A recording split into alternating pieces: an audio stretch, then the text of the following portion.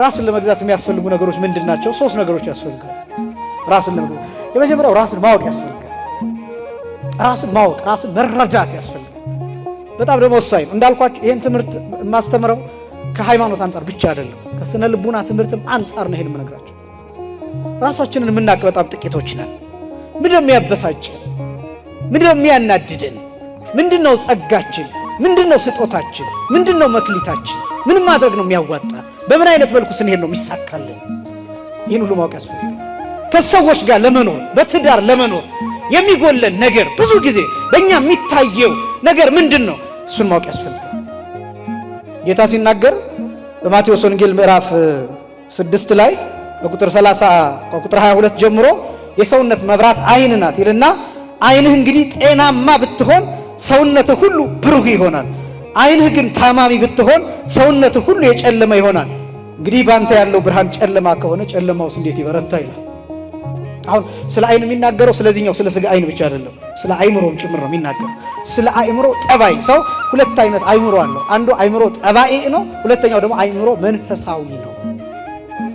አይምሮ ጠባይ የሚባለው ስጋዊ አይምሮ ነው። ይሄ ባዮሎጂካል የምንለው ነው፣ አንጎላችን ነው ባጭሩ። አይምሮ ጠባይ የሚባለው ተፈጥሯዊ አይምሮ ነው፣ ስጋችን ነው፣ አካላችን፣ የስነ ህይወት አካል ነው። መንፈሳዊ አይምሮ የሚባለው ሙሉ ለሙሉ አይምሮ ጠባይን ከተጠቀመ በኋላ የሚቀበለው ረቂቅ ዕውቀት መንፈሳዊ አይምሮ ይባላል። በስጋዊ አይምሮ ላይ በአይምሮ ጠባይ ላይ የሚጨመር መንፈሳዊ አይምሮ ይባላል። መንፈሳዊ አይምሮን ለመቀበል የመጀመሪያው ሙሉ ለሙሉ መጠቀም ያለብን ስጋዊ አይምሮ ነው። አይምሮ ጠባይን ነው መጠቀም ያለብን እና ይሄ ራሳችንን እንድናይ ማድረግ የሚችል የኛ ጠባይ የኛ አስቸጋሪ ነገር ምንድነው? እኛ በምንድነው የምንሳሳተው?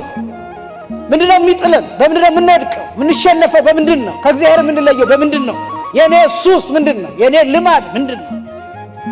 ይሄን ማወቅ ያስፈልጋል። ይሄን ካወቃችሁ ራሳችሁን በዛ ቦታ አካባቢ አለማድረስ ነው። ለምሳሌ አንድ ሰው መጠጥ ከሆነ የሚገዛው ሱስ የሚሆንበት መጠጥ ከሆነ መጠጥ የሌለበት አካባቢ ሳይደርስ እነዛን ሰዓታት ቃለ እግዚአብሔር በመስማት ወንጌል በመስማት ማሳለፍ አለበት። ከንስሐ አባቱ ጋር በመመካከር ማሳለፍ አለበት። ከማይጠጡ ጓደኞቹ ጋር ማሳለፍ አለበት። ልጆች ካሉት ከልጆቹ ጋር ማሳለፍ አለበት።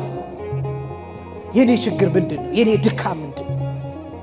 ከእግዚአብሔር የምንለየው በምንድነው? ይሄን ማወቅ ያስፈልጋል። ራሱን የተረዳ ሰው፣ ራሱን ያወቀ ሰው ራሱን መግዛት የሚጀምረው ራሱን ከማወቅ ነው። ሁለተኛው ራስን ማወቅ ብቻ ሳይሆን አካባቢን መረዳት ያስፈልጋል። ዓለምን መረዳት ያስፈልጋል። ጊዜውን መረዳት ያስፈልጋል። ዘመኑን መረዳት ያስፈልጋል። ይሄ ደብረ ዘይት ወንጌል አንዱ ማሳየት የሚችል ይሄ ምልክቶቹ የተነገሩ ምልክቶች አሉ አይደል? 4 አይነት ምልክቶች በሃይማኖታዊ ቀውስ የተነገረ፣ በፖለቲካ ቀውስ የተነገረ፣ በማህበራዊ ቀውስ የተነገረ እና በኢኮኖሚያዊ ቀውስ ወይም በምጣኔ ሀብት ቀውስ የተነገሩ 4 ቀውሶች ምልክቶች ተደርገው ተጠቅሰዋል። የደብረ ዘይት እነዚህ ምንድነው ጥቅማቸው? ዘመናችንን እንድናውቅ፣ አካባቢያችንን እንድናውቅ፣ ጊዜያችንን እንድናውቅ፣ ማህበረሰባችንን እንድናውቅ፣ ትውልዳችንን እንድናውቅና እንድንረዳ የዘመኑን ምልክት እንድናስተውል የተነገሩ ናቸው። ሃይማኖታዊ ቀውስ 4 ነገሮች አሉ። ሐሰተኞች ክርስቶሶች ይነሳሉ የሚል ሰምታችኋል። ሐሰተኞች ነቢያት ይነሳሉ የሚል ሰምታችኋል። ሐሰተኞች መምህራን ይነሳሉ የሚል ሰምታችኋል። አልጨምርላችሁ፣ ሐሰተኞች ክርስቲያኖች፣ ሐሰተኞች ምእመናን ጭምር ይነሳሉ። እነዚህ ሃይማኖታዊ ቀውስ ማለት ሃይማኖታዊ ችግር፣ በሃይማኖት ቦታ ችግር እንዲመጣ የሚያደርግ፣ በቤተ ክርስቲያን ችግር እንዲፈጠር የሚያደርግ ይሄ ነው ሃይማኖታዊ ችግር የሚባለው። ስለ ሐሰተኞች ክርስቶሶች አልናገርም፣ ስለ ሐሰተኞች ነቢያት አልናገርም፣ ትናንት ስለሰማችሁ። ስለ ሐሰተኞች መምህራን አልናገርም፣ ትናንት ስለሰማችሁ። ሐሰተኛ ክርስቲያን የሚባለው ነጋዴ ሆኖ፣ እንግዲህ ይሄ ነጋዴ አካባቢ ነው። ነጋዴ ሆኖ የቅዱስ ራጉኤልን ስም ጠርቶ፣ የቅድስት ድንግል ማርያምን ስም ጠርቶ፣ የቅዱሳንን ስም ጠርቶ፣ የእግዚአብሔርን ስም ጠርቶ ማተብ አስሮ መስቀል አስሮ የሚያጭበረብር ነጋዴ ካለ እሱ ሐሰተኛ ምእመን፣ ሐሰተኛ ኦርቶዶክስ ነው። ገብርኤል ይድፋኝ፣ ራጉኤል አይለመነኝ፣ መሬት ተከፍቶ ይዋጠኝ ብሎ አፈሩን በርበሬ ነው ብሎ የሚሸጥ ከሆነ ክርስቲያን ነው ወይ? ይሄ በእግዚአብሔር ስም ምሎ፣ በሰንበት ምሎ፣ በማተቡ ምሎ፣ በመስቀሉ ምሎ ኦርቶዶክስ ነኝ ብሎ ተናግሮ የእመቤታችንን ስም ጠርቶ ኤክስፓየር ያደረገ መድኃኒት የሚሸጥ ከሆነ ለሕፃን ኤክስፓየር ያደረገ የተበላሸ ወተት መርዝ ሆኖ እንዲገላቸው ለሕፃናት የሚሸጥ ከሆነ ይሄ እውነተኛ ኦርቶዶክስ ነው ወይ?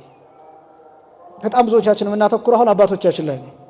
ጳጳሳቱ ሊቃነ ጳጳሳቱ እንደዚህ አባቶቻችን እንደዚህ ነው የምንለው። ራሳችን ላይ መፍረድ አለብን። ራሳችንን መጠየቅ አለብን። ከራሳችን መጀመር አለብን። ራስን መግዛት የሚጀምረው ከዚያ ስለሆነ ራስን ማወቅ፣ ከዚያ አካባቢን መረዳት፣ ከዛ ራስን ከአካባቢው ጋር ማስማማት አይደለም በመጥፎ ነገር፣ ከዚያ ዘመን ከወለደው ከክፉ ነገር ማምለጥ መቻል። ሐሰተኛ ክርስቲያኖች የሚባሉት እነዚህ ናቸው። ጌታ ገልጦታል። እነዚህ ሐሰተኛ ምእማናን የሚባሉት ብዙሃን ያሉ ሃይማኖታቸውን ይክዳሉ። ብዙሃን ትሴኩስ ፍቅር፣ ከብዙዎች ፍቅር ትቀዘቅዛለች፣ ህዝብ በህዝብ ላይ ይነሳል ብሎ ማህበረሰባዊ ቀውስን፣ ሃይማኖታዊ ቀውስን፣ የምጣኔ ሀብት ቀውስን፣ አጠቃላይ እነዚህ ምልክቶች ጌታ አስተምሯል በደብረ ዘይት።